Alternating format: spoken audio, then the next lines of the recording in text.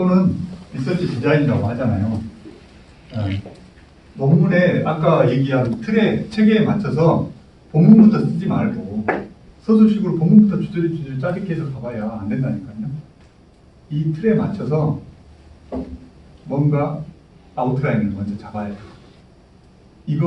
이 샘플 이걸 드린다 해도 바로 쓸 수 있는 게 아니라 이제 아까 제가 주제가 구체화되려면 이런 틀에 맞춰서 이제 선행연구들 중에 우리 논문과 가장 흡사한 걸 키페이퍼라고 해요. 키페이퍼 위주로 몇 편이라도 봐서 이걸 한 줄 한 줄 찾아서 이렇게 개조식으로 좀 틀을 잡으셔야 돼요. 네. 왜 이게 필요하냐면 아까 제가 얘기했지 않습니까? 서론도 이 연구 배경이나 문제 제기라는 건 이런 거거든요. 우리가 인문학 전공하시는 분들은 대부분 사회과학 방법론이나 이런 커리큘럼이 개설이 되어 있지 않을 거예요, 대부분. 근데 이제 논문 쓰려고 보다 보면 사회과학 방법론이나 이런 데 보면 그 문제 제기를 뭘 해야 되냐면 이장 서론에 그 사회과학이면 사회 현상일 것이고 대상이, 자연과학은 자연 현상이고 인문학은 인문 분야일 거예요. 거기에서 뭔가 우리가 그 연구 문제, 연구 질문을 던져야 돼요. 그 문제 제기라는 건 왜 이 연구를 해야 되는지, 내가 이를테면 현상학적 접근법으로 무슨 지오로지의 현상학적 접근법을 가지고 뭐 어떤 작가의 뭘 분석한다. 그러면 그 작가의 뭐 작품 세계가 예를 들어 연령대별로 젊었을 때는 이런 연구 뭐 작품을 했고 노년에는 이런 연구를 했는데 그 중에서 제가 깔때기라고 했잖아요. 좁혀가지고 나는 이 분야 노년 중에서도 이 사람의 노년의 작품 활동이 주로 이런 흐름이 있었으니까 그 중에 대표적인 작품 그리고 초년의 작품 흐름이 이랬으니까 대표적인 작품을 두 개를 한번 비교 분석을 해보겠다. 현상학적 접근법이 뭡니까? 비난법이거든요. 그냥 말 그대로. 그래서 그 사례를 가지고 한번 해봄으로써 그 사람의 작품 세계에 대해서 좀 뭔가 더 디테일하게 반조해 볼 수 있는 그런 분석을 한번 해볼 필요가 있다. 그죠? 그렇게 연구 필요성을 도출하기 위해서 그러면 그 사람이 주로 일생을 어떻게 살았는데 주로 어떻게 뭐 작품 흐름이 이렇게 됐다. 질문을 던져주는 거예요.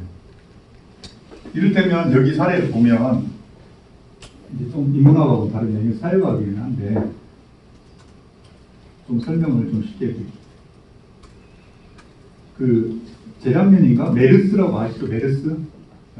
그 바이러스가 우리나라에 와가지고 이 정체학 박사과정을 통과된 분이 메르스가 이제 참고를 해가지고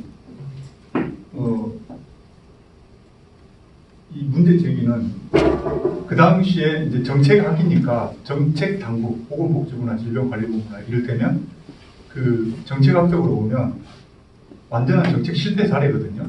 이 보건관리 정책에서 봤을 때는.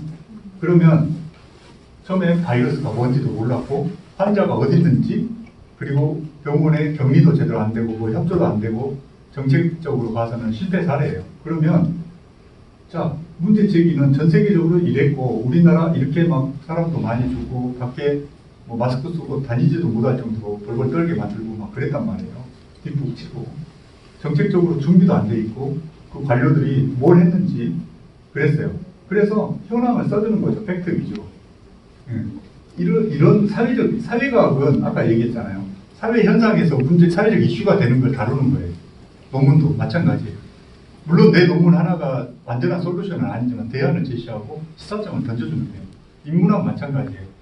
아까 모 A라는 똑같은 작품을 분석한 논문이 많을 거예요. 근데 나는 다른 관점으로 아니면 조금 더 깊이 있게 뭘 본다든가 뭐 그런 컨트리뷰션이 있다고 했잖아요. 그러면 써주는 거예요. 그 작가에 대해서 이렇게 현황을 좀 써주고 그래서 이렇게 분석해 볼 필요가 있다.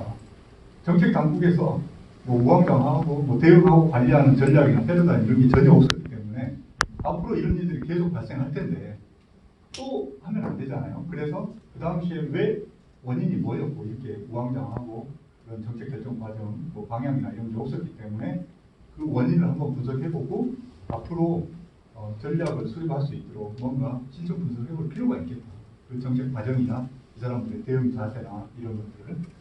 그래서 이게 필요성이죠. 그러면 필요성이 나오면 차별성이 나와야 된다. 논문에.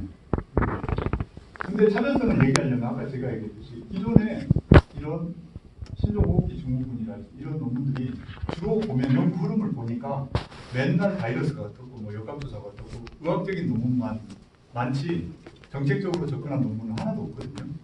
이게 선행연구의 흐름과 한계라는 거예요. 이 장 이론적 배경 선행연구에 디테일하게 분석해 주겠지만 서론에 러프하게 이렇게 매출이라도 언급해 주는 거예요.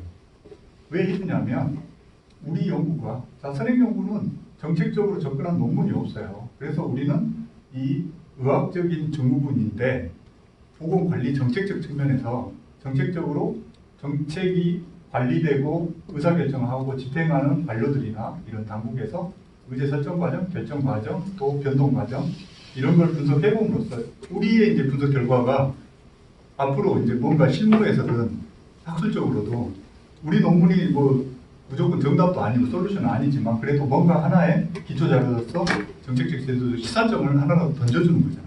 파인딩, 임플리케이션. 이게 차별성이라는 거죠. 마찬가지죠. 작가에 대한 어떤 특정 작품을 분석한 논문들이 많지만 기존의 그런 논문들은 요만큼 분석이 됐는데 나는 다른 관점, 어떤 관점에서 이렇게 했을 때 학문적으로 내가 새로운 뭔가 나의 분석 결과가 새로운 관점에서 이렇게 뭔가 임플리케이션을 던져주는 거예요. 그걸 써주는 거예요. 그게 차별성이라고. 이게 안 써져 있기 때문에 박사논문 심사 들어가 보면 혼자 쓴 글들은 거의 없다니까요. 명확하지가 않아. 써져 있어도. 목적인지 차별성인지 구분도 없이 여기다 죄다 막 써놨어. 목적에다가. 그죠? 목적은 이 차별성에 따라서 이제 어떤 분석 관점에서 뭐를 분석하겠다. 분석 목적이라고 생각하시면 돼요. 팩트. 연구 목적이 차별성하고 달라요. 그래서 이렇게 쓰고 목적이 나오면 목적을 달성하기 위한 이제 서론의 2절에는 학교에서는 뭐 용어의 정의를 써라, 논문 구성을 써라, 어떤 데는 범위 방법을 써라, 대상을 써라 다 달라요. 그렇지만 어떤 목차가 주어지더라도 범위 방법은 반드시 나와야 돼요. 목적을 위해서. 네. 목적을 위한 범위와 방법은 최소한 기술이 돼야죠. 근데 그 범위를 쓰라 그러면 보통은 A라는 작가의 몇 년부터 몇 년까지 작품을 나는 분석할 때 거의 시간적 배경 그런 것밖에 안 써요. 범위는 시간적, 공간적, 대상적, 내용적 범위를 나눠서 써줘야 돼요. 왜 그러냐면 범위라고 해서 시간적인 범위만 얘기하는 게 아니라 우리가 분석을 하려면 시간적인 것만이 아니라 자, 그 기간 내에 작품을 분석한다 하더라도 내용적으로 어떤 관점에서 분석을 하겠다. 뭔가 그런 게 좀 디테일하게 기술이 돼야 됩니다. 그래서 이 틀에다가 맞춰서 쓰시는 거예요. 그리고 방법도 쓰라고 그러면 보통 논문들도 보면 1장에 뭐 쓰고 2장에 뭐 쓰고 거의 그렇게 기술되겠죠. 방법은 그게 아니라 어떤 논문도 학술지든 학위 논문이든 이 두 가지죠. 이론 고찰과 실증 분석인 거예요. 방법론은. 내 주장이나 그 시사점을 논증을 하기 위해서는 이론적으로 고찰해 줘야 되고 실증 분석을 해야 되는 거예요. 그래서 이론적 고찰은 1, 2장이에요. 1, 2장에 어떤 데이터를 가지고 뭐를 내가 고찰 백그라운드를 봐주겠다. 근데 이론적 배경에 뭐를 써줘야 될까요? A라는 작가의 A라는 작품을 본다. 그러면 그 작품에 대한 이 작품은 어떻고 뭐 현황만 써주고 그런 게 아니라 꼭 작품만이 아니더라도 항상 어떤 무슨 현상학적 접근법을 한다. 그러면 아니면 사례 연구를 한다. 그리고 어떤 작품을 분석한다. 그랬을 때 이제 그 분석하는 키워드별로 일반인이 읽었을 때 일단 개념이 뭔지 모를 거예요. 자, 학술적인 용어이기 때문에. 몰라요. 현상학적 정의는 어떻게 알겠어요?